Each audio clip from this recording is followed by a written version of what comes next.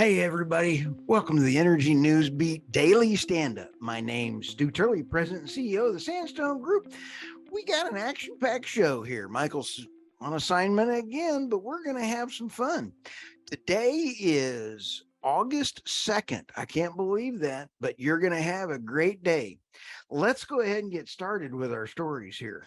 Africa's energy policy failures, impacts, and recovery. Kind of like this. I still think Africa is getting the short end of the stick a lot of times.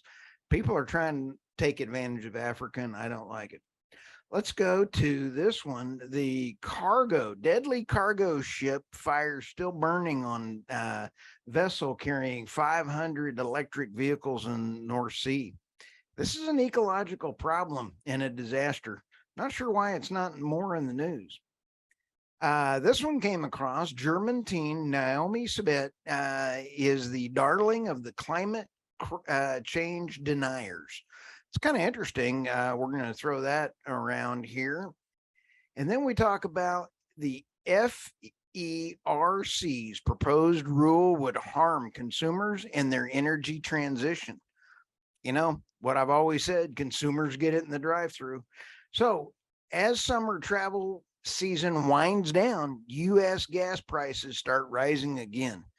This is kind of crazy. So anyway, again, thank you to all of our fans that have been liking, subscribing, letting us know the feedback.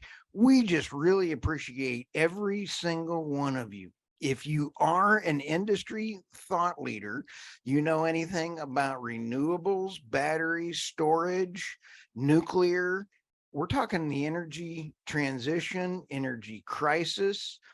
My goal is to talk to you. Let's have you on the podcast. I want to hear everything that you're seeing out there. Contact me. Look forward to speaking with you. First story coming around the corner is Africa's energy policy, failures, impacts, and recovery. This one caught my eye because due to several failed energy policies, the institutional and policy framework that shapes Africa's energy sector as a whole is perceived to be falling short of expectations. Wow. You know, it seems like every country that's out there, the United States, Russia, China, they're trying to force Africa by a bait and switch. And in my opinion, we're all not doing what's right for Africa. There are various perspectives on energy policy failure, particularly in public discourse and economic event interest. Benjamin Scavole and Ira Derpity of the Lee Kuan Yew School of Public in Singapore stated unequivocally in their book, Energy Access, Poverty and Development, the governance of small-scale renewable energy in developing Asia, that economies continue to suffer from failed energy policies of the past. This is critical. If the U.S. has reduced its carbon footprint by getting rid of coal, yay, but we've done it by implementing natural gas. The renewables have not done that yet. We've spent trillions of dollars as a global organization, and we've only notched up renewable energy by 2%. That's for the amount of money in the dollars, it's really not happening. Why are we forcing Africa to do the same thing? They have natural resources. Let's help them implement them in a responsible, low carbon methodology. That to me would be a lot cheaper. Anyway, if you are a Africa energy expert, I want to talk to you as well too. Let's go to the next one here. Deadly cargo ship fire still burning on vessel carrying 500 electric vehicles in the North Sea. This one's pretty disturbing. I've had nightmares about the way that boat looks. It's an ugly looking box.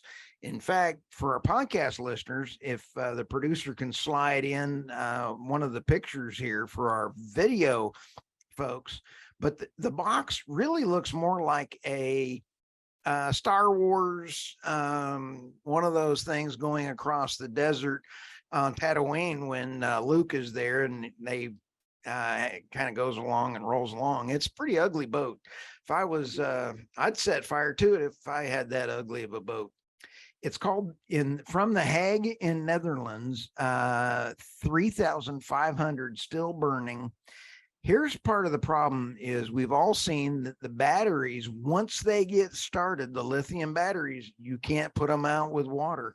The Coast Guard said it was working to save the vessel from sinking close to an important habitat for migratory birds. Boats and helicopters were used to get the 23 members off after they tried unsuccessfully to put out the blaze. I don't think they're going to be able to put that out. And that ship is going to be kind of like a ghost pirate ship.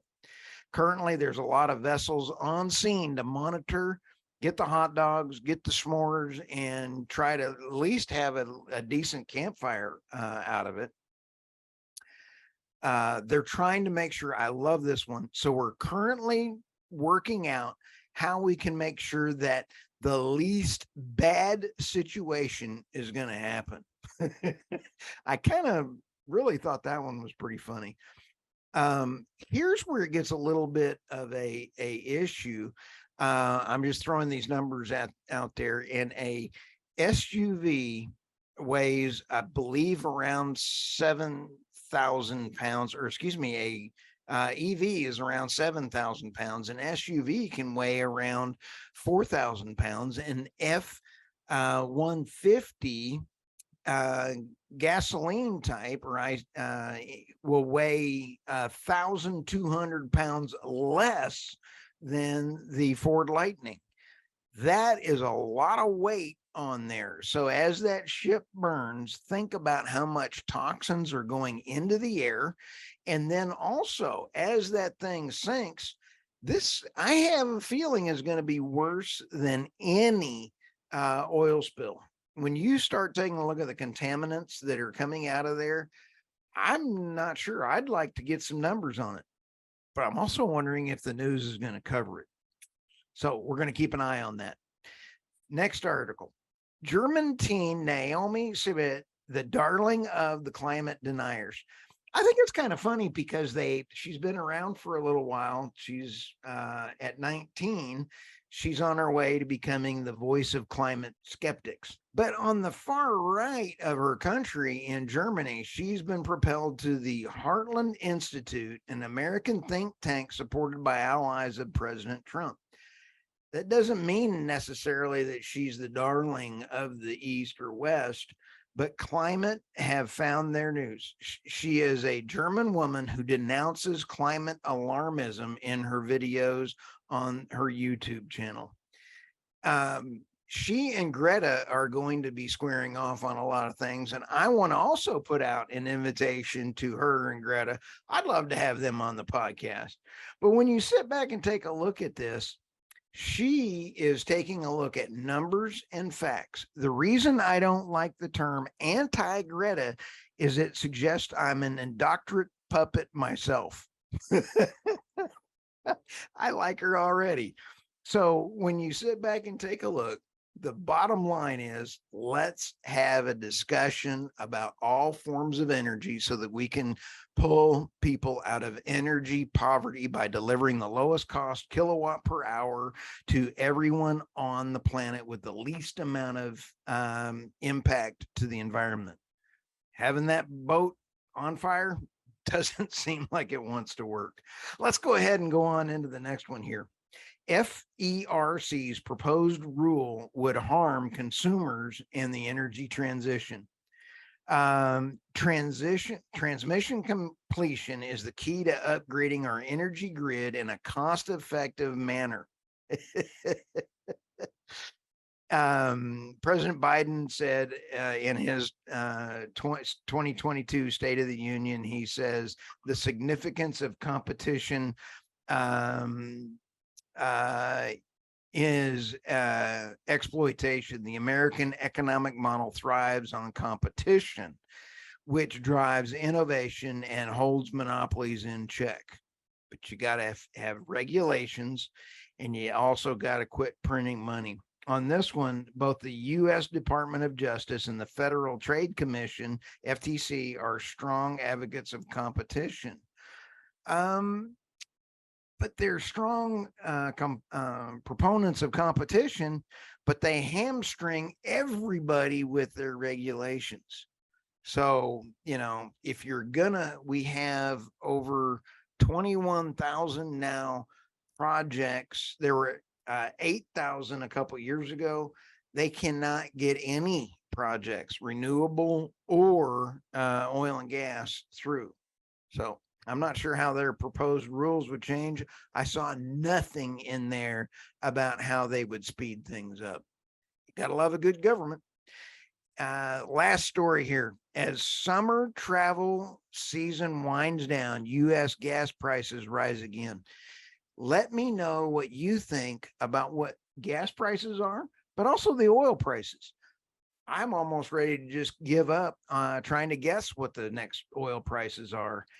Gas demand, meaning people fueling up, remains tepid. However, it's lower now than at this time last year and in 2021. Andrew Gross of AAA. But while the heat may be keeping some folks home, it also suppresses refinery production, according to the experts. Constrained supplies and a higher cost of oil are tipping the balance toward rising prices at the pump for now. It's pretty critical. I'm also curious to see what the Biden administration is going to do as we roll closer to the election, since they've taken so much of the strategic oil reserves. Are they going to try to rob that piggy bank again when energy policies might be the best thing to do? I'm just asking. So with that, why don't we go ahead and try to have a fantastic day. This is August the 2nd, and I mean, I'm already ready for the weekend. Thanks for listening. And again, energynewsbeat.com. We are so thrilled that you're around. Have a great day.